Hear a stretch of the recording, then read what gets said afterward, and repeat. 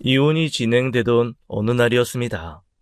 낯선 번호로 전화가 울렸어요. 정우진 환자 보호자분 되시나요? 환자분이 의식을 잃은 채 발견되셔서 지금 응급 이송 중입니다. 보호자분께서 빨리 와주셔야 할 것 같습니다. 다시는 들을 일 없다고 생각했던 이름이었죠. 저는 그 이름 석자에 숨이 한 박자 늦게 돌아왔습니다. 저는 그 사람 보호자가 아닙니다. 비상 연락처에 이 번호만 등록돼 있어서요. 다른 보호자 연락처가 아무것도 없습니다. 비상 연락처, 모든 것을 끊었다고 생각했어요. 하지만 아직 저는 남편과 연결이 되어 있었죠. 병원까지 어떻게 갔는지 기억나지 않습니다. 택시 안에서 창밖을 보았는지 눈을 감았는지도 몰라요. 미워하는 사람이라고 스스로에게 되뇌었죠. 아니, 그렇게 제 자신을 제가 설득했는지도 모릅니다. 택시 손잡이를 쥔 손가락이 하얗게 질려 있었습니다. 응급실에 도착하니 간호사가 중환자실 앞으로 안내했어요. 이 사람 어디서 발견된 건가요? 도로 위에 쓰러져 계셨다고 합니다. 지나가던 분이 신고하셨어요. 의식은 있나요? 지금 상태가 어떤 건지 알 수 있을까요? 의식은 아직 돌아오지 않았고요. 검사 진행 중입니다. 구체적인 건 결과 나오면 선생님께서 말씀 주실 거예요. 일단 여기서 기다려주세요. 유리창 너머로 그 사람이 보였습니다. 저는 그 자리에서 발이 굳었죠. 석 달 전에 그 사람이 아니었어요. 광대뼈 위로 피부가 종이장처럼 매달려 있었습니다. 팔에는 핏줄만 푸르게 떠올라 있었고 눈두덩이는 깊이 꺼져 있었어요. 겨우 석 달 만이었죠.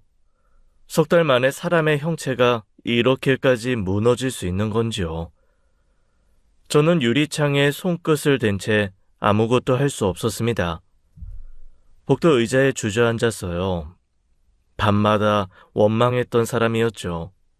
이를 악물고 저주했던 사람이었습니다.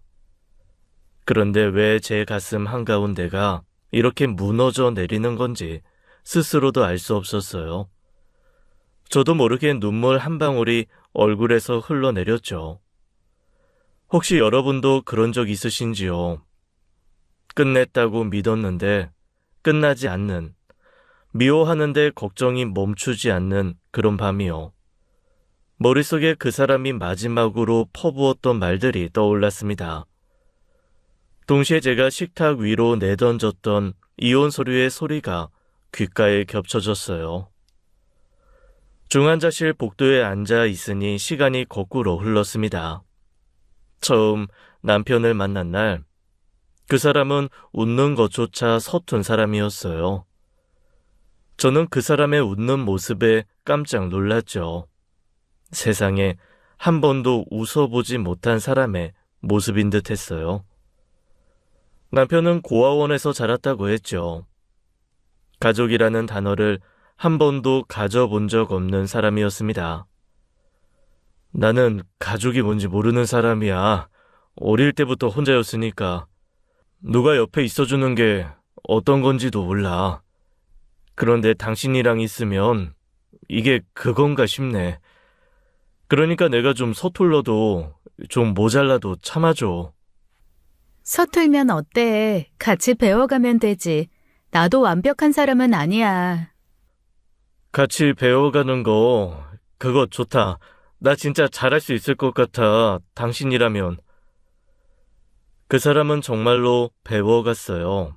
서툴지만 한 번도 빠짐없이 성실하게요. 제가 아프면 새벽에 약국 문을 두드리고 돌아오는 사람이었습니다. 병원에 갈 때면 제 손을 꼭 잡았어요. 말이 없는 대신 행동으로 자신의 마음 전부를 말하는 사람이었죠. 제가 힘들어 올 때면 그 사람은 옆에 앉기만 했습니다. 괜찮다는 말도 울지 말라는 말도 하지 않았어요. 제 울음이 그칠 때까지 그냥 거기 있어 주었죠. 다 울었어? 응.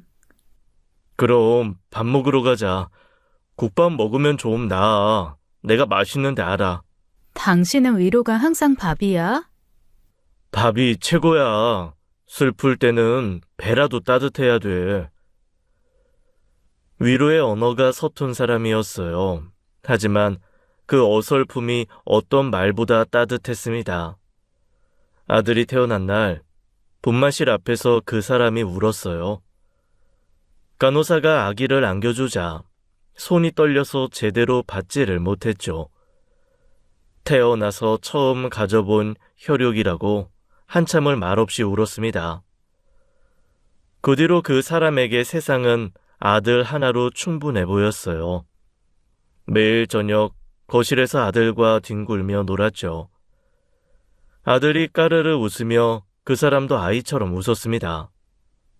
주말이면 셋이서 공원을 걸었어요. 아들이 그 사람 어깨 위에 올라타면 세상을 다 가진 표정을 짓곤 했죠. 여러분도 그런 시절이 있으셨을 겁니다. 돌아가고 싶어도 돌아갈 수 없는, 그때는 몰랐던 가장 빛나는 날들이요. 여보, 또 편지 써놨어? 읽지 마. 글씨가 너무 못생겨서. 매년 쓰면서 매년 읽지 말래. 매년 읽으면서 매년 놀리잖아. 에이, 내년엔 안 써. 그 말도 매년 하잖아. 결혼 기념일마다 식탁 위에 편지가 놓여 있었어요. 삐뚤빼뚤한 글씨로 쓴 짧고 어설픈 문장들이었죠. 저는 그 편지들을 서랍 한 칸에 전부 모아두었습니다. 버릴 수 없었어요. 한 글자도요. 15년간 그 사람이 제게 목소리를 높인 적은 단 한 번도 없었어요. 주변에서는 늘 부러운 부부라는 말을 했죠. 저는 이 사람과 나란히 늙어가는 것이 제 인생의 전부라고 믿었습니다. 의심해 본 적이 없었어요. 배우자이자 벗이자 세상에서 가장 안전한 울타리였죠. 그 울타리가 부서지는 소리를 듣게 될 줄은 그때 저는 알지 못했습니다. 처음 알아챈 건 사소한 것이었습니다. 여보, 아까 내가 내일 하율이 학부모 상담이라고 했잖아. 그래? 그런 말을 했어? 방금 저녁 먹으면서 얘기했는데 안 들었어? 그랬나? 미안. 요즘 정신이 없어서. 같은 말을 반복하거나 방금 한 대화를 기억하지 못하는 일이 늘었어요. 처음에는 대수롭지 않게 넘겼습니다. 그 사람이 회사에서 야근이 잦던 시기였죠. 과로겠거니 쉬면 나아지겠거니 생각했어요. 요즘 너무 무리하는 거 아니야? 좀 쉬어. 얼굴이 안 좋아. 됐어. 신경 쓰지 마. 신경 쓰지 말라니. 당신 얼굴이 이런데 어떻게 안 써?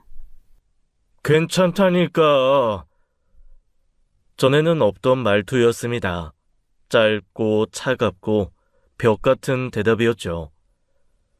그 사람의 얼굴에서 부드러움이 조금씩 지워지고 있었어요. 제가 말을 걸면 대답 없이 한 곳을 멍하니 응시하다가 갑자기 방으로 들어가 문을 닫곤 했습니다. 무슨 생각을 하는지 알 수 없었어요. 새벽마다 거실을 서성이는 발소리가 들렸죠. 잠이 깨어 나가보면 그 사람은 불도 켜지 않은 어둠 속에 앉아 있었습니다. 왜 이래? 잠이 안 와? 무슨 일 있어? 아무것도 아니야. 들어가서 자. 아무것도 아닌 사람이 왜 매일 밤 이러고 있어? 나한테 말 좀 해. 그냥 좀 내버려둬. 그 말이 귓가에 박혔습니다. 15년을 함께한 사람이 저렇게 쌀쌀맞게 말한 적은 없었죠.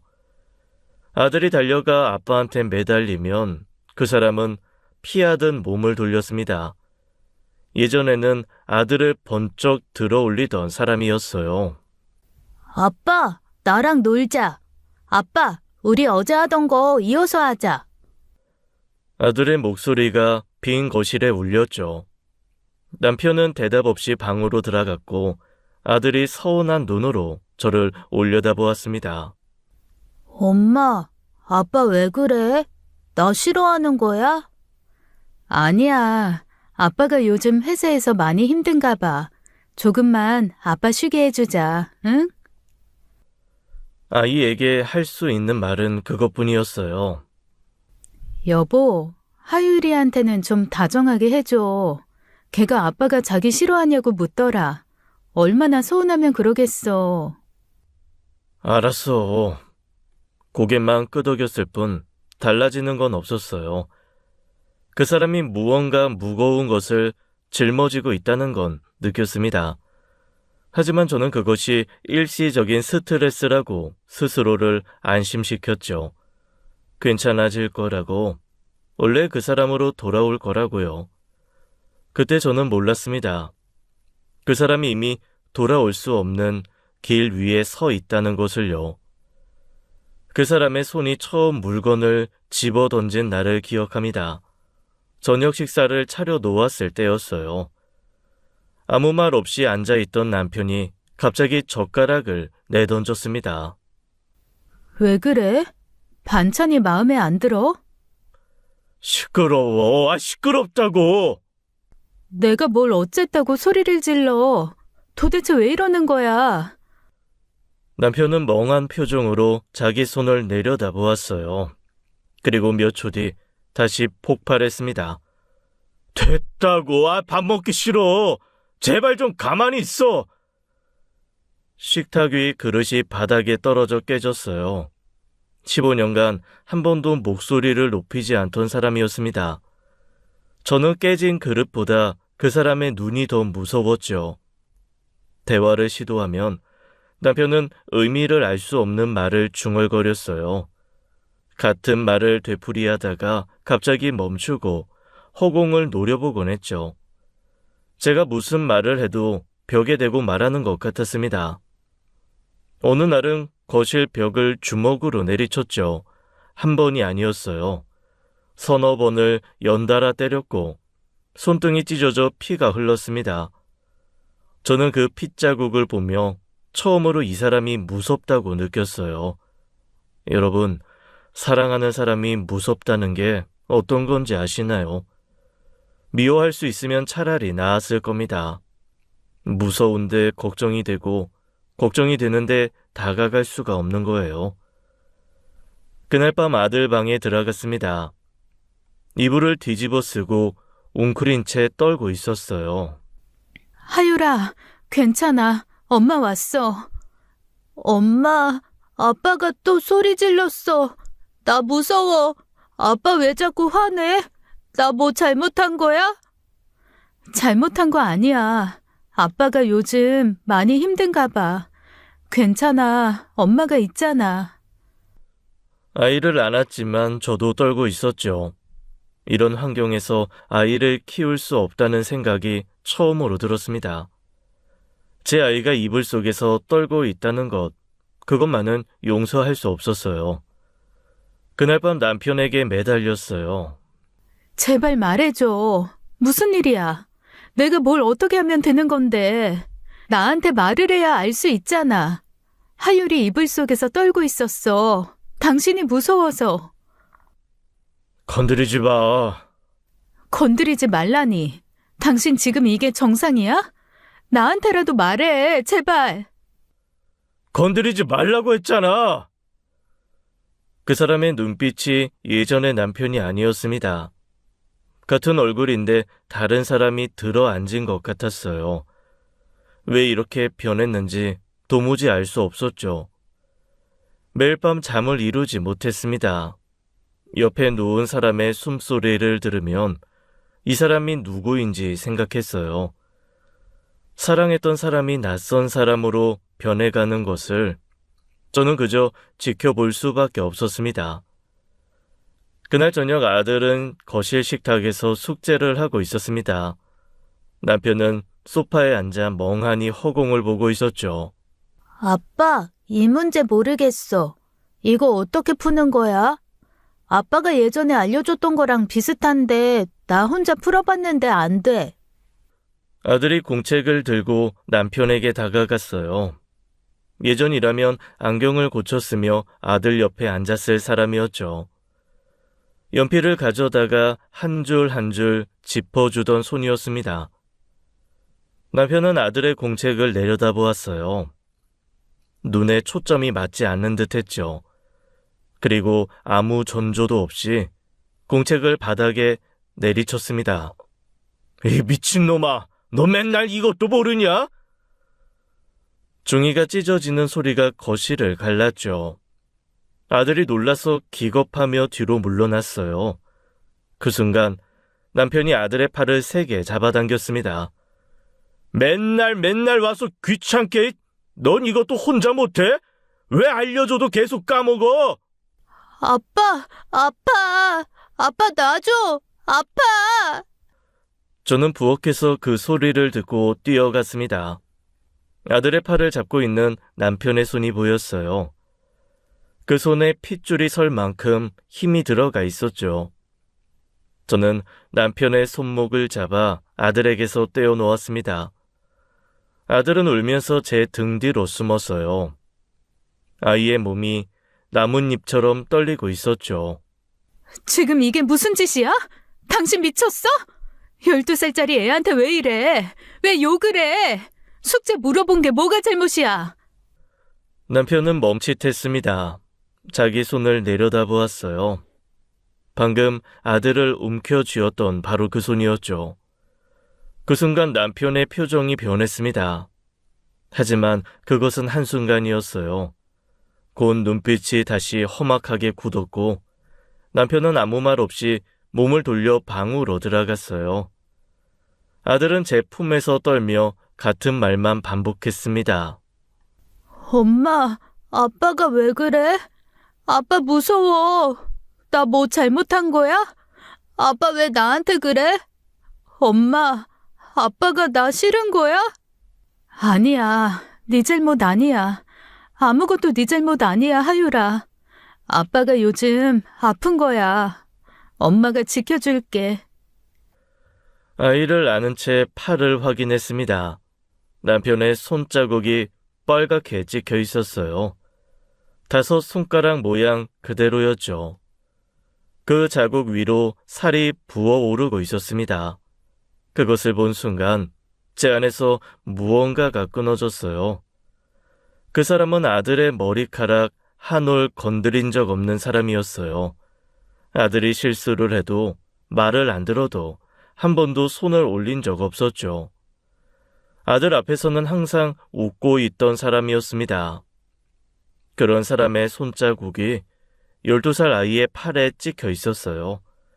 슬픔도 분노도 아닌 이름 붙일 수 없는 감정이었습니다. 다만 한 가지는 분명해졌죠. 남편이 왜 저렇게 변했는지 저는 그걸 알아야 했습니다. 이 사람이 왜 이렇게 변했는지 더는 모른 척할 수 없었죠. 저는 남편의 주변 사람들에게 연락을 하기 시작했습니다. 가장 먼저 남편의 직장 동료에게 전화를 걸었어요. 혹시 우리 남편 요즘 회사에서 무슨 일 있어요? 집에서 상태가 너무 안 좋아서요. 혹시 회사에서 무슨 문제가 있었는지 알고 싶어서 연락드렸어요. 네? 형수님, 우진이 형이 말 안 했어요. 2달 전에 사직서 내고 나갔는데요. 뭐라고요? 저희도 갑자기라서 놀랐어요. 아무 말 없이 사직서만 던지고 나갔거든요. 인수인계도 제대로 안 하고요. 저도 연락이 안 돼서 걱정하고 있었습니다. 2달 전이었습니다. 2달 동안 그 사람은 매일 아침 같은 시간에 와이셔츠를 입고 집을 나갔어요. 출근하는 척 현관문을 닫고 나갔던 것이었죠. 수화기를 내려놓은 뒤 한동안 아무 생각도 나지 않았습니다.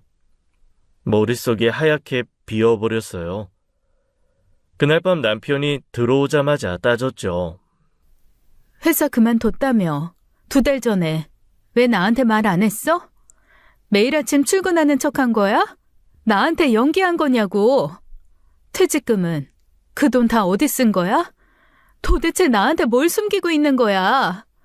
당신 지금 뭐 하고 있는 거냐고. 말을 해. 이 사람아, 왜 아무 말이 없어?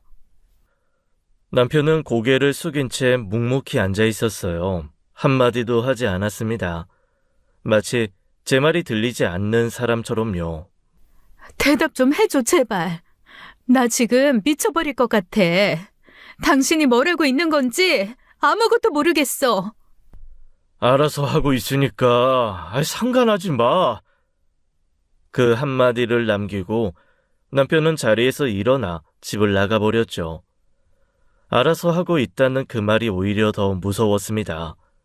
회사를 그만두고도 숨긴 것, 매일 아침 출근하는 척 연기를 한 것, 낮 시간에 그 사람이 어디서 무엇을 하는지 전혀 알 수 없는 것, 하나하나가 퍼즐처럼 맞물리며 불신의 벽을 쌓아갔어요. 이 사람이 저에게 무언가를 조직적으로 숨기고 있다는 확신이 들었습니다. 대화로는 더 이상 아무것도 알아낼 수 없었죠. 저는 다른 방법을 찾기로 했습니다. 그날 밤 남편이 자정이 넘어 들어왔습니다. 술 냄새가 현관까지 번졌어요.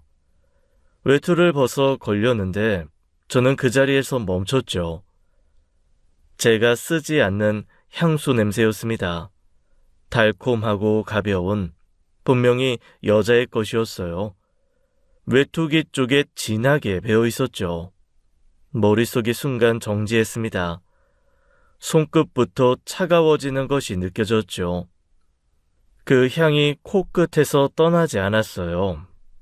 남편이 잠든 뒤 저는 오래 고민하지 않았습니다. 거실 소파에 쓰러져 잠든 남편의 주머니에서 휴대폰을 꺼냈어요. 15년간 한 번도 확인한 적 없는 남편의 휴대폰이었죠. 손이 떨렸지만 멈추지 않았습니다. 휴대폰은 잠겨있지 않았어요. 카톡 목록을 열었어요. 위에서 세 번째 하트 이모지가 붙은 낯선 여자 이름이 보였죠. 한 번도 들어본 적 없는 이름이었습니다. 오늘도 고마웠어. 덕분에 힘났어. 고맙긴, 나야말로. 시간 내줘서 고마워. 무슨 소리야. 당연한 건데. 언제 또 볼 수 있어? 곧 연락할게. 보고 싶다. 나도 보고 싶어. 무리하지 마. 몸 챙겨. 한 줄 한 줄 읽을 때마다 손끝이 얼어갔어요. 보고 싶다는 말, 고맙다는 말, 또 보자는 말. 제게는 건드리지 말라고 하던 사람이었습니다. 제게는 한마디도 하지 않던 사람이 이 여자에게는 보고 싶다고 했죠. 제 앞에서는 벽이 되어버린 사람이 이 여자 앞에서는 사람이었던 겁니다. 퇴직을 숨긴 것, 밤마다 술에 쩔어 들어오는 것, 아들을 피하고 저를 벽처럼 무시한 것, 그 모든 것이 하나의 선으로 이어지기 시작했습니다. 여자였어요. 다른 여자가 있었던 겁니다. 퇴직금도 이 여자에게 쓴 거라고 생각했죠. 15년이었습니다. 15년간 단 한 번도 의심한 적이 없는 사람이었어요. 그래서 배신감이 공포보다 더 깊이 밀려왔죠. 무서운 게 아니라 허무했습니다. 이 사람이 변한 이유가 고작 이것이었다는 것이요. 저는 메시지 화면을 하나하나 사진으로 찍어 제 휴대폰에 저장했어요. 손은 떨렸지만 한 장도 빠뜨리지 않았습니다.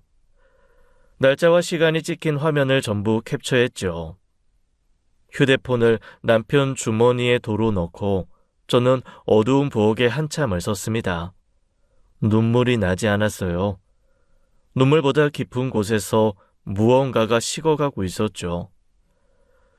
그 다음 날 아침, 저는 남편을 뒤따르기로 했습니다.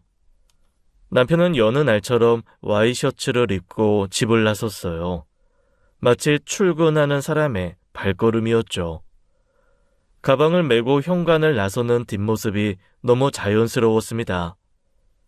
2달간 매일 이 연기를 해온 것이라고 생각하니 소름이 돋았어요. 저는 거리를 두고 그 뒤를 밟았습니다. 택시를 잡아 남편 차를 미행했죠. 남편이 차를 세운 곳은 낡은 원룸 건물 앞이었습니다. 페인트가 벗겨진 외벽, 녹슨 계단 난간. 15년을 함께한 남편이 이런 곳에 올 이유가 무엇인지 심장이 터질 것 같았죠. 남편은 망설임 없이 건물 안으로 들어갔어요.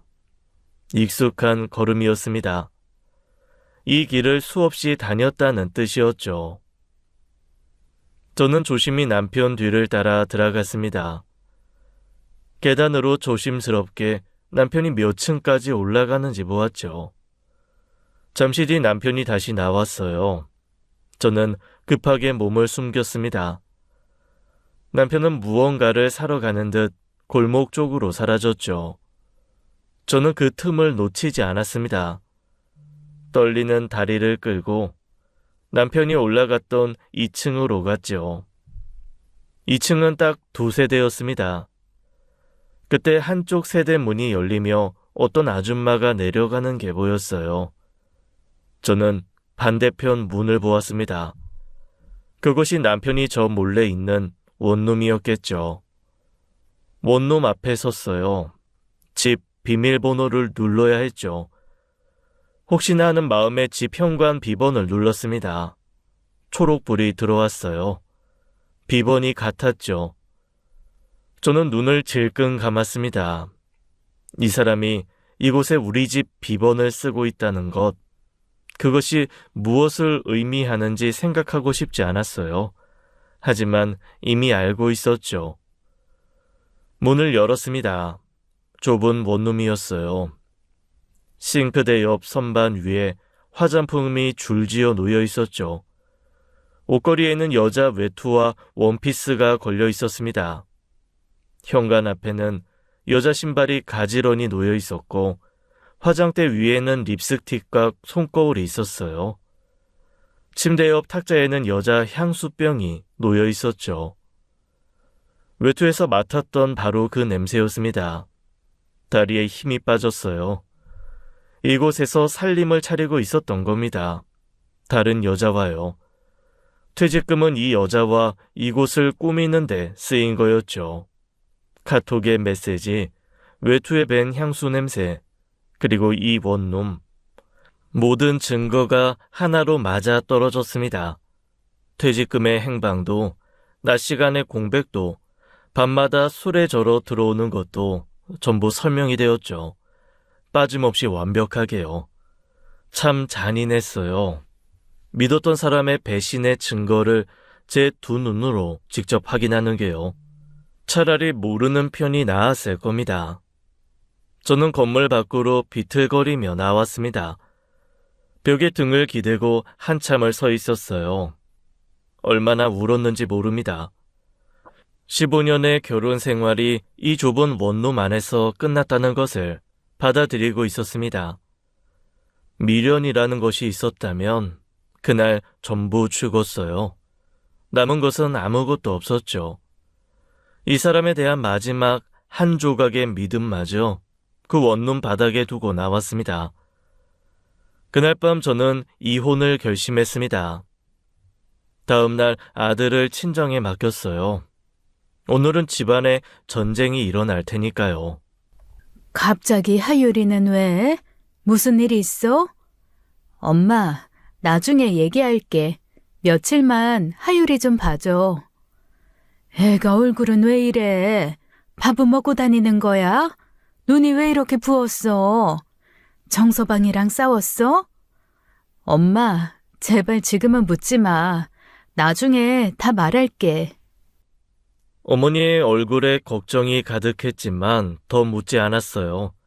아들을 어머니 손에 맡기고 돌아섰는데 하율이가 불렀습니다. 엄마, 나 언제 데리러 와? 아빠는? 아빠도 와?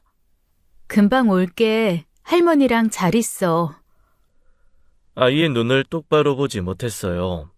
아빠는 이라는 말에 대답을 할 수가 없었죠. 집으로 돌아와 식탁 위에 이혼 서류를 꺼내 놓았습니다. 그리고 기다렸어요. 어둠 속에서 혼자 그 사람이 들어오기를요. 밤 11시가 넘어 현관문이 열렸습니다. 술 냄새가 먼저 들어왔죠. 거기 앉아. 남편이 멈칫했어요. 불이 꺼진 거실에 저 혼자 앉아 있는 것을 보았겠죠. 식탁 위에 있는 거 봐. 서명해. 남편이 식탁 앞에 섰습니다. 이혼 서류를 내려다보았어요. 오래 내려다보았죠. 그리고 아무 말 없이 펜을 집었습니다. 망설임도 없이 서명란에 이름을 적었어요. 한마디도 없었습니다. 변명도 만류도 이유를 묻는 것조차 없었죠. 15년을 함께한 사람이 서류 한 장에 이름을 적는데 30초가 채 걸리지 않았어요. 저는 그 30초가 15년보다 길었습니다. 그게 끝이야? 한마디도 할 말이 없어? 15년이 이것밖에 안 되는 거야? 하율이가, 이 집이 고작 서명 한 번으로 끝나는 거냐고. 남편은 한참을 침묵했어요. 그리고 덤덤하게 말했죠. 당신도 이미 아는 거 아니었어? 나 당신보다 더 사랑하는 사람 생겼어. 숨이 멈추었습니다. 그 말이 귀에 박히는데 몇 초가 걸렸어요. 그리고 그 몇 초 뒤에 제 안의 모든 것이 무너졌죠. 저는 남편의 뺨을 쳤습니다. 한 번으로 끝나지 않았어요. 주먹으로 얼굴을 때리며 오열했죠. 이 나쁜 사람아, 15년을 어떻게? 하율이는 어떡하라고? 우리가 뭘 잘못했는데? 당신한테 내가 뭘 못해줬는데? 남편이 제 손을 뿌리쳤습니다. 그리고 식탁 위에 컵을 집어 벽에 던졌어요. 유리가 벽에 부딪혀 산산이 깨졌습니다. 파편이 사방으로 튀었죠. 그중 하나가 제 팔을 스쳤어요. 피가 배어나왔습니다. 저는 공포에 질려 뒷걸음질 쳤죠. 남편의 시선이 제 팔에 멈추었어요. 피가 흐르는 것을 보았습니다. 남편의 표정이 일그러졌죠. 무언가 말하려는 듯 입을 열었어요. 하지만 말이 나오지 않았습니다. 고통스러운 표정을 지으며 몸을 돌렸죠. 현관을 향해 걸어갔어요. 나가. 다시는 돌아오지 마. 다시는 이 집에 발도 들이지 마. 남편이 현관문 앞에서 한 발짝 멈추었습니다. 등이 보였어요. 그 등이 미세하게 떨리고 있었죠. 하지만 뒤는 돌아보지 않았습니다. 그대로 문을 닫고 나갔어요. 현관문이 닫히는 소리가 집안 전체를 울렸습니다. 저는 피가 흐르는 팔을 부여잡고 식탁 앞에 주저앉았어요. 서명이 끝난 이혼 서류가 눈앞에 있었죠. 15년의 결혼 생활이 이렇게 끝났습니다. 이혼 절차가 시작되었습니다. 그런데 이상한 일이 벌어졌어요. 남편 쪽 변호사에게서 연락이 왔는데 남편이 재산 분할해서 자기 몫을 거의 전부 남기겠다고 했죠. 한소영 씨, 정우진 씨 측에서 재산 분할 관련해서 연락이 왔는데요. 아파트 지분 예금, 보험 해지 환급금까지 거의 전부를 한소영 씨 앞으로 넘기겠다고 합니다. 전부요? 네, 솔직히 말씀드리면 이 정도로 양보하는 케이스는 제가 본 적이 없습니다. 유책 배우자라고 해도 이건 좀 이례적이에요. 혹시 무슨 사정이 있는 건 아닌지요? 저도 모르겠어요. 이해가 안 됩니다. 그 사람이 무슨 생각인지 전혀 모르겠어요. 외도를 해놓고 아내와 아들을 버려놓고 재산까지 순순히 넘긴다는 것 이해가 되지 않았어요. 뒤가 구린 사람이 이렇게 깔끔할 수 있는 건지요? 혹시 죄책감인지 아니면 빨리 끝내고 그 여자와 살고 싶은 건지 어느 쪽이든 저를 더 분하게 만들었습니다. 저는 이혼만으로 끝낼 생각이 없었어요. 상간녀를 찾아내서 위자료 소송을 걸기로 했죠. 그 여자가 누구인지 반드시 알아내야 했습니다. 흥신소에 연락을 했어요. 남편의 행적조사와 상간녀 신원 파악을 의뢰하고 싶습니다. 원룸 주소도 알고 있고 카톡 메시지 캡처도 있어요. 자료가 이 정도면 충분합니다. 원룸 주소랑 메시지 사진 전부 넘겨주시면 빠르게 착수하겠습니다. 보통 2주에서 한 달이면 결과 나옵니다. 가지고 있던 모든 정보를 넘겼죠. 원룸 주소, 카톡 메시지 캡처, 남편의 사진까지 전부요. 그 여자를 찾아내서 법적 대가를 치르게 하겠다는 것, 그것만이 그 시점에 저를 버티게 하는 유일한 이유였습니다. 남편이 그 여자와 행복하게 살고 있을 거라 생각하면 숨을 쉴 수가 없었어요. 저와 아들은 무너졌는데 그 사람은 웃고 있을 거라는 생각이요. 그 분노가 저를 서 있게 했죠. 흥신소 결과를 기다리며 저는 아들과 함께 친정에서 새 생활을 시작했습니다. 엄마, 아빠 언제 와? 아빠한테 전화하면 안 돼? 하율아, 아빠는 지금 바빠서. 아빠 맨날 바빠. 나 보고 싶지도 않은 거야? 왜 전화도 안 해? 대답할 수 없었어요. 아이에게 아빠가 우리를 버렸다고 말할 수는 없었죠. 엄마, 우리 언제 집에 가? 나 내 방에서 자고 싶어. 아빠랑 같이 밥 먹고 싶어. 아이의 한마디 한마디가 가슴에 못을 박았습니다. 저는 아들을 안으며 대답 대신 등을 쓸어주었어요. 아빠를 찾는 아이 앞에서 저는 어떤 얼굴을 해야 하는지 알 수 없었죠. 한 달이 지났습니다. 흥신소에서 연락이 왔어요. 한소영 씨, 한 달간 조사 결과 말씀드리겠습니다. 결론부터 말씀드리면 대상자가 여자를 만나는 장면은 단 한 번도 포착되지 않았습니다. 한 번도요? 네, 매일 미행했습니다. 대상자는 원룸에서 거의 나오지 않았고요. 외출이라고는 가끔 병원을 가는 것이 전부였습니다. 그것도 매번 혼자였고요. 그럴 리가 없어요. 제가 직접 그 원룸에서 여자 물건을 봤다니까요. 카톡 메시지도 있고요. 저희도 그래서 원룸 앞에서 장시간 대기를 했습니다. 그런데 대상자 외에 그 방을 드나든 사람이 단 한 명도 없었어요. 한 달 동안 단 한 명도요. 그러면 그 여자 물건은 뭐고 카톡은 뭐란 말이에요? 말이 안 되잖아요. 조심스럽게 말씀드리면 외도 상대가 존재하지 않는 것 같습니다. 저희가 한 달간 매일 붙어서 확인한 결론입니다. 존재하지 않는다. 그 말이 머릿속에서 맴돌았어요. 아니에요. 제가 직접 봤어요. 화장품이랑 옷이랑 신발이랑 전부 제 눈으로 확인했다고요. 향수 냄새도 맡았어요. 그 사람이 저한테 더 사랑하는 사람이 생겼다고 직접 말했단 말이에요. 본인 입으로요. 네, 저도 그 부분이 이해가 안 됩니다. 다만 한 달간의 미행 결과로는 여성의 존재가 확인되지 않았다는 것만 말씀드릴 수 있습니다. 한 가지 특이한 점이라면 대상자가 대학병원을 꽤 자주 방문한다는 점이었습니다. 전화를 끊고 한참을 앉아 있었습니다. 그럴 리가 없다고, 내가 직접 본 것이 거짓일 리가 없다고 스스로에게 말했어요. 하지만 한 달간 전문가가 매일 미행한 결론이었습니다. 단 한 번도 여자를 만나지 않았다는 결론. 흔들리지 않을 수 없었죠. 머릿속에서 설명되지 않았던 것들이 하나씩 떠오르기 시작했어요.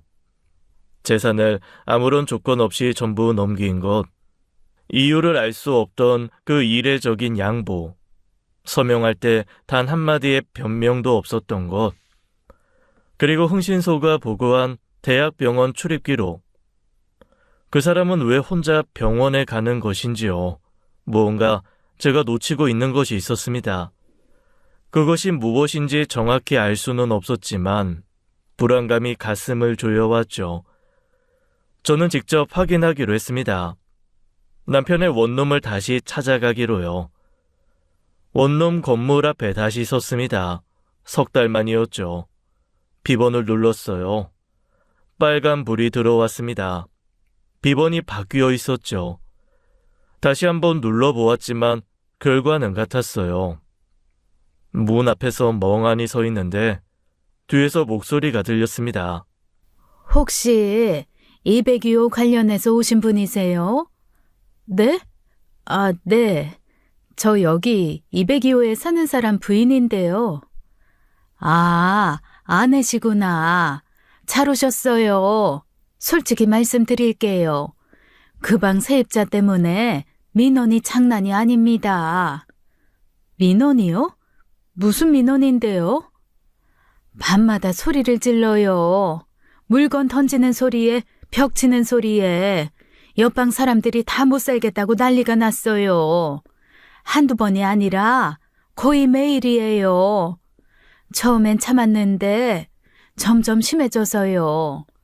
곧 내보내려고 하고 있었는데 아내분이시면 짐이라도 좀 채워주시면 안 될까요? 솔직히 저희도 더 이상은 못 버팁니다. 밤마다 소리를 지른다, 물건을 던진다. 매일 혼자서. 그 말이 가슴 한쪽에 걸렸어요. 집에서도 그랬던 사람이었죠. 이곳에 와서도 똑같았던 겁니다. 아니, 더 심해진 것이었어요.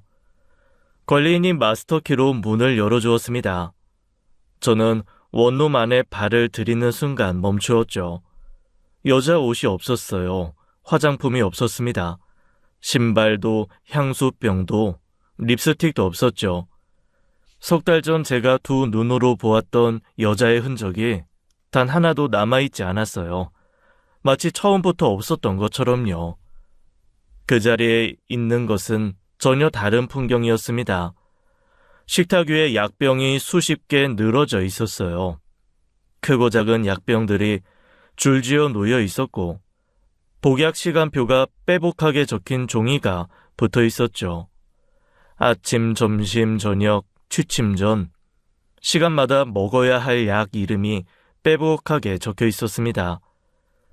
바닥에는 깨진 그릇 파편이 흩어져 있었어요.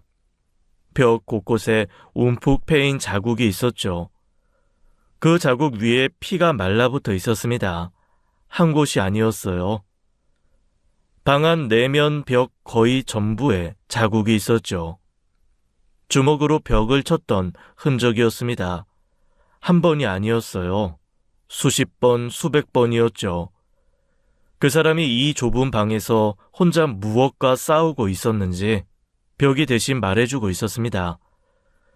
여자와 살림을 차렸다고 확신했던 이 공간이 누군가 혼자 고통 속에서 버텨온 방이었어요. 이곳에는 사랑이 아니라 고통만이 살고 있었죠. 식탁 위 약병 사이로 대학병원 봉투가 보였습니다. 그 옆에 서류 뭉치가 놓여 있었어요.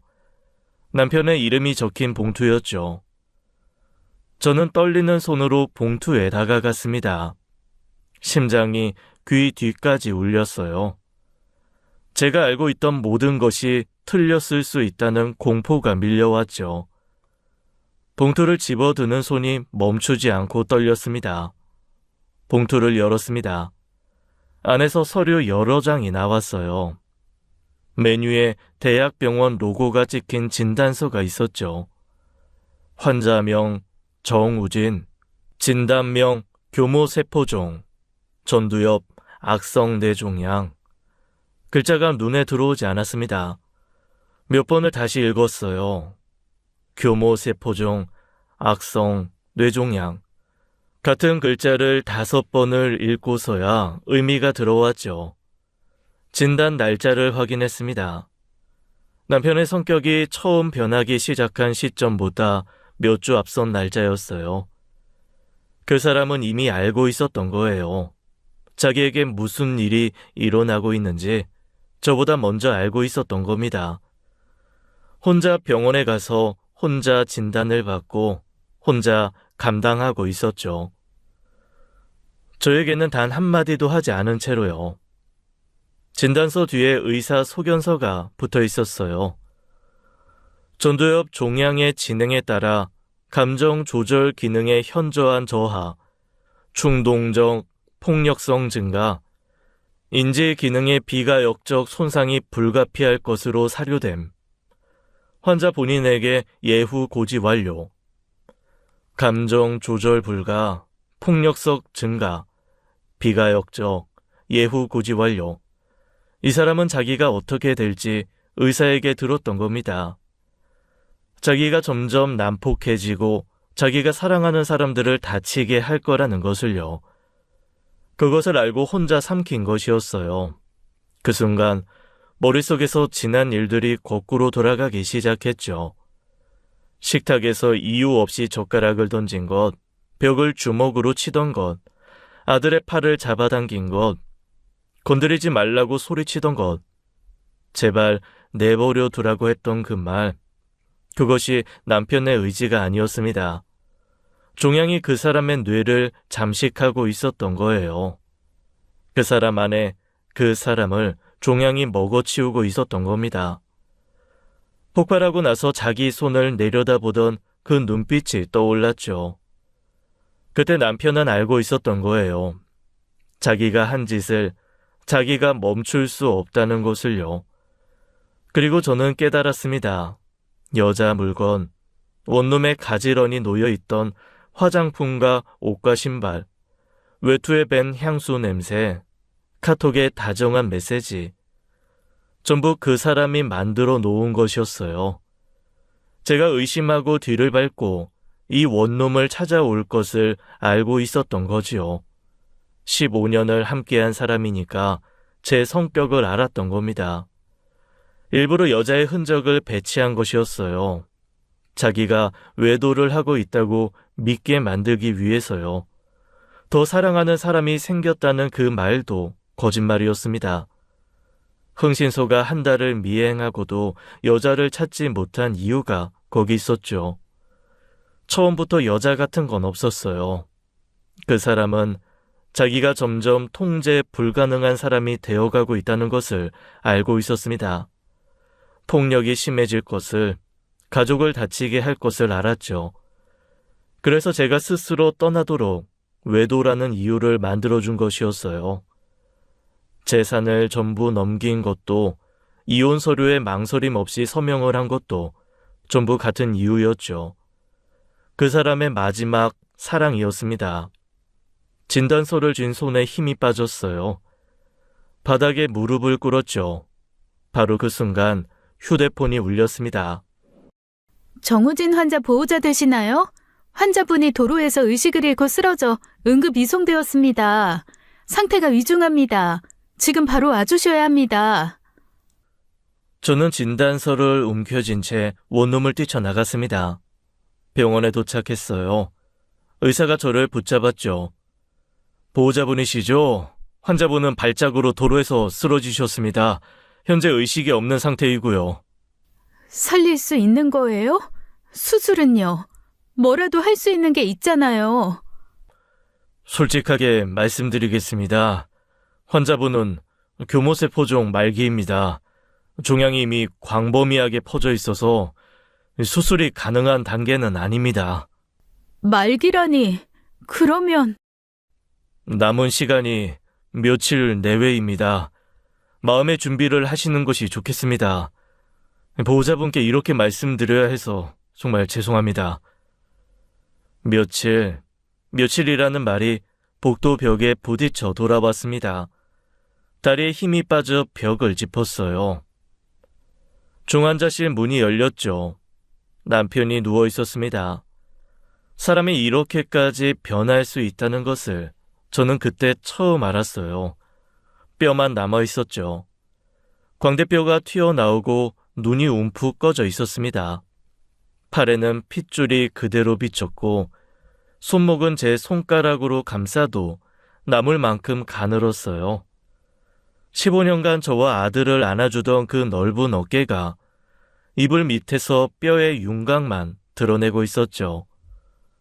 호흡기 소리만이 규칙적으로 울렸습니다. 저는 침대 옆 의자에 앉았어요. 남편의 손을 잡았죠. 한때 따뜻했던 그 손이 차갑고 마른 나무가지 같았습니다. 아들 머리를 쓰다듬어 주던 손이, 제 손을 꼭 잡아주던 손이 이렇게 되어 있었어요. 간호사가 다가왔죠. 보호자분, 환자분이 이송될 때 이 가방을 갖고 계셨어요. 전해드립니다. 낡은 가방이었습니다. 지퍼를 열었어요. 사진이 쏟아져 나왔죠. 아들이 태어난 날, 분만실 앞에서 눈물 범벅이 된 채 웃고 있는 남편의 사진, 셋이서 공원 벤치에 앉아 찍은 사진, 결혼기념일에 어색한 표정으로 케이크 앞에 선 사진, 하율이 첫 돌 때 온 가족이 모여 찍은 사진, 전부 행복했던 날들의 기록이었어요. 사진들의 모서리가 닳아 있었습니다. 손때가 묻어 가장자리가 부드럽게 해져 있었죠. 수없이 꺼내 보았다는 뜻이었어요. 수십 번, 수백 번을요. 그 사람이 보였습니다. 밤마다 벽을 치고 물건을 던지고 자기 안에 폭풍과 싸우다가 발작이 지나간 뒤 피 묻은 손으로 이 사진들을 꺼내 들었을 그 사람이요. 달아빠진 사진을 들여다보며 우리 얼굴을 하나하나 더듬었을 그 손가락이요. 고아였죠. 태어나서 한 번도 가족이라는 것을 가져본 적이 없던 사람이었어요. 그 사람에게 우리가 처음이자 유일한 전부였습니다. 그 전부를 스스로 밀어낸 것이었죠. 종양이 자기를 괴물로 만들어가는 것을 느끼면서도 이 사진들을 붙잡고 버텨온 겁니다. 혼자서요. 아무도 없는 그 좁은 방에서, 피 묻은 벽 앞에서 철저히 혼자서요. 보고 싶었을 겁니다. 미치도록 보고 싶었을 거예요. 그런데도 전화 한 통 하지 않았죠. 우리가 돌아올까봐, 자기 곁에서 다시 다칠까봐요. 저는 남편의 손을 두 손으로 감싸주었습니다. 그리고 소리내어 울었어요. 참을 수가 없었죠. 미안해. 미안해, 우진아. 나 몰랐어. 아무것도 몰랐어. 저는 남편 곁을 떠나지 않았습니다. 화장실을 가는 것조차 두려웠어요. 자리를 비운 사이 이 사람이 사라져 버릴 것 같았죠. 의식 없는 남편에게 말을 걸기 시작했습니다. 우진아, 나야. 나 여기 있어. 대답이 없었어요. 호흡기 소리만 돌아왔죠. 미안해. 몰라서 미안해. 왜 나한테 말 안 했어? 왜 혼자 감당했어? 같이 싸울 수 있었잖아. 내가 옆에 있었어도 됐잖아. 대답이 없었습니다. 당신 나한테 나쁜 사람 되려고 얼마나 힘들었어. 더 사랑하는 사람 생겼다고 말할 때 얼마나 아팠어. 난 그걸 모르고 당신 뺨을 쳤어. 나가라고 소리 질렀어. 다시는 오지 말라고 했어. 목소리가 떨렸죠. 현관문 앞에서 멈춰섰을 때 등이 떨리고 있었어. 그때 돌아봤으면, 내가 그때 당신 등을 잡았으면 이렇게까지 안 됐을까? 둘이 같이 병원 갔으면 달라졌을까? 들리지 않을 말들이었습니다. 그래도 멈출 수 없었어요. 하지 못했던 말들이 너무 많았죠. 하루가 지나고 이틀이 지났습니다. 저는 남편의 손을 잡은 채 의자에서 잠들고 눈을 뜨면 다시 말을 걸었어요. 간호사들이 좀 쉬라고 했지만 저는 고개를 저었죠. 이 사람이 혼자 버틴 시간을 생각하면 잠이 올 수가 없었습니다. 사흘째 새벽이었어요. 남편의 손가락이 움직였습니다. 아주 미세하게 제 손 안에서 꿈틀거렸죠. 우진아! 우진아! 남편이 천천히 눈을 떴어요. 초점 없는 눈이 천장을 헤매다가 아주 느리게 제 얼굴에 멈추었습니다. 그리고 남편 표정이 변했죠. 알아본 겁니다. 저를 알아보았어요. 이 세상에 어떤 것도 기억하지 못할지 몰라도 이 사람은 제 얼굴을 기억하고 있었습니다. 남편이 입을 열었죠. 입술이 떨리며 무언가를 말하려 했어요. 하지만 목소리가 나오지 않았습니다. 공기만 새어 나왔죠. 남편의 손이 움직였어요. 제 손을 쥐려는 것이었습니다. 가까스로 마지막 힘을 짜내듯 제 손가락을 감싸 쥐었죠. 부러질 것 같은 손이었지만 거기에 그 사람의 전부가 담겨 있었습니다. 다 알아. 다 알고 있어. 당신이 왜 그랬는지 다 알아. 아무것도 안 물을 테니까 말 안 해도 돼. 남편의 눈에서 눈물이 한 줄기 흘러내렸어요. 움푹 꺼진 눈에서 시작된 눈물이 광대뼈를 타고 베개 위로 떨어졌습니다. 그 눈물 한 줄기에 모든 것이 담겨 있었죠. 말하고 싶었을 겁니다. 미안하다고, 보고 싶었다고, 사랑한다고. 하지만 종양이 그 사람에게서 말까지 빼앗아 간 뒤였어요. 하지만 저희 사이에 말은 필요 없었습니다. 15년의 모든 기억이 그 눈빛 안에 있었죠. 처음 만난 날도, 결혼식 날도, 아들이 태어난 날도, 공원을 걷던 저녁도 전부 그 안에 있었어요. 저는 이 순간이 마지막일 수 있다는 것을 알고 있었습니다. 울음이 턱까지 차올랐지만 삼켰어요. 이 사람 앞에서 무너지면 이 사람이 더 아플 것 같았죠. 그래서 웃었습니다. 나 여기 있어. 어디 안 가.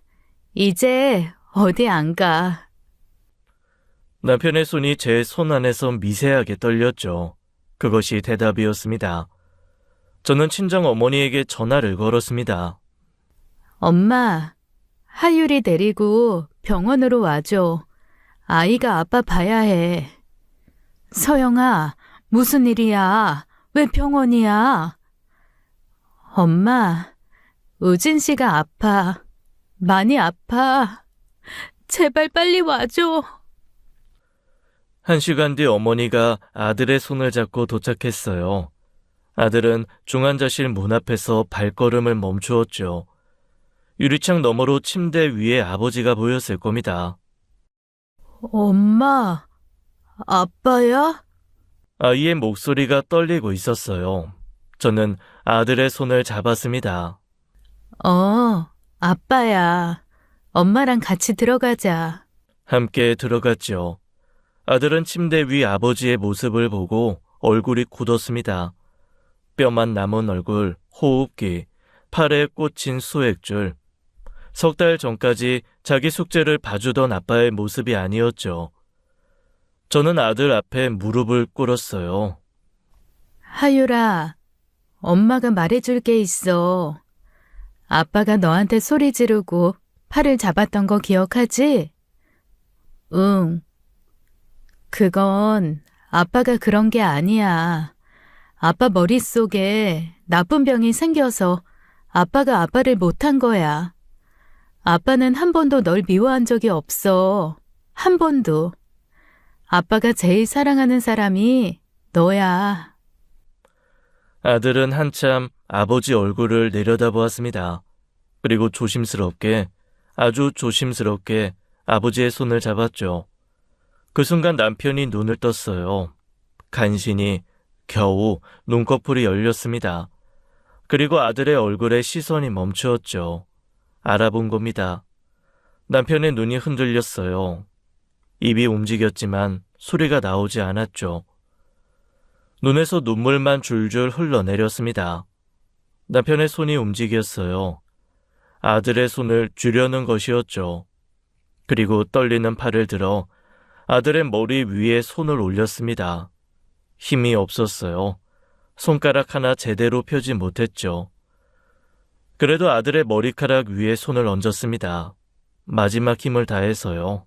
아빠, 나 괜찮아. 나 하나도 안 아파. 아빠가 나 때렸을 때 하나도 안 아팠어. 12살 아이가 할 수 있는 가장 큰 거짓말이었죠. 그 거짓말이 세상에서 가장 따뜻했습니다. 아빠, 가지 마. 제발 가지 마. 아빠, 나 아빠 필요해. 아이가 남편을 안았어요. 뼈만 남은 아버지의 가슴에 얼굴을 묻고 울부짖었죠. 저는 아들의 등을 안으며 소리 없이 울었습니다. 남편의 호흡이 거칠어지기 시작했어요. 기계음이 불규칙해졌죠. 저는 아들을 간호사에게 맡기고 남편 곁으로 갔습니다. 남편의 손을 잡았어요. 얼굴을 두 손으로 감싸 쥐었죠. 우진아, 고생 많았어. 정말 많았어. 혼자 얼마나 힘들었어. 당신 덕분에 나랑 하율이가 무사했어. 다 당신 덕분이야. 고마워.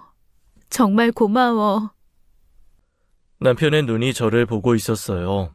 흐릿하지만 분명히 저를 보고 있었죠. 입술이 움직였습니다. 소리는 나오지 않았지만 입모양은 읽을 수 있었어요. 나도 사랑해. 다음에 태어나면 그때는 우리 아프지 말자. 우리 함께 오래 살자. 남편의 눈이 천천히 감겼습니다. 잠이 드는 것처럼 평온했죠. 손에서 힘이 빠져나갔어요. 기계음이 길고 평평한 소리로 바뀌었습니다. 오후 3시 47분 환자분 사망을 확인합니다. 저는 남편의 손을 놓지 않았어요. 이미 차가워진 그 손을 놓을 수가 없었죠.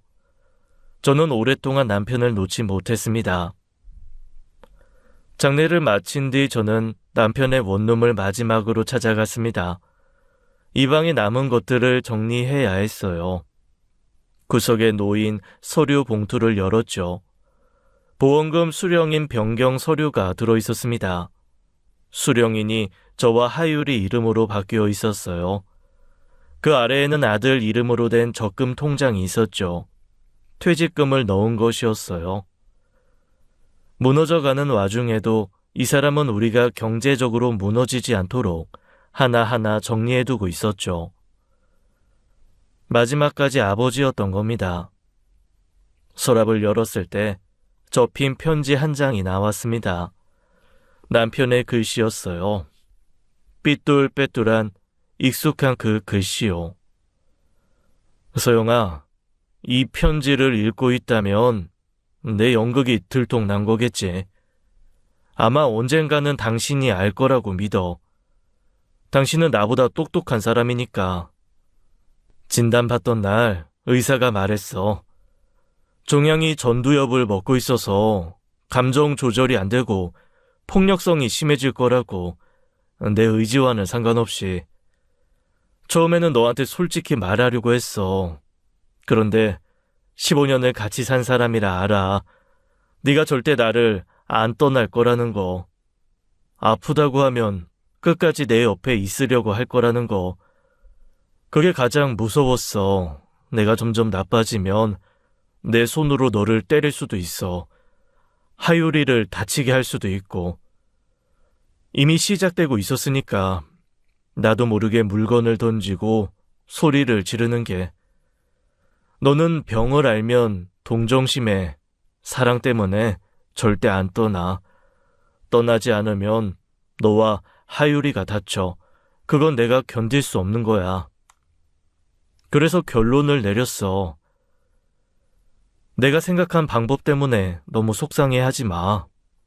부족한 내가 생각한 방법 중에 가장 좋은 방법이었으니까. 다만 제발 내 이 연극이 충분한 시간을 벌어주길 바랄 뿐이야. 서영아, 너 자신을 탓하지 마.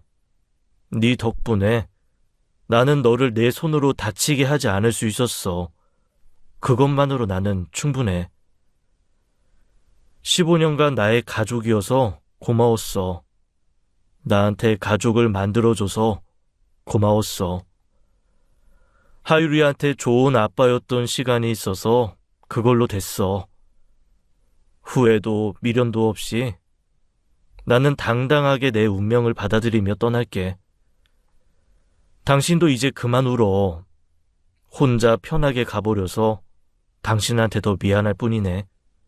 당신의 남자, 정우진. 편지를 읽고 한참을 울었습니다. 바닥에 앉아서 편지를 가슴에 안고 한참을요. 저는 가족 사진들과 남편의 메모, 결혼 기념일마다 받았던 편지들을 하나의 상자에 함께 담았어요. 그리고 원룸을 나왔죠. 마지막으로 문을 닫을 때 뒤를 돌아보지 않았습니다. 시간이 흘렀어요. 아이는 여전히 아빠를 그리고 있어요.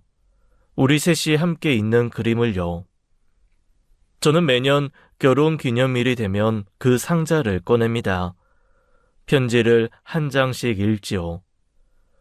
삐뚤빼뚤한 글씨로 적힌 서툴고 진심이었던 말들을요. 상실의 슬픔이 완전히 사라지지는 않았습니다.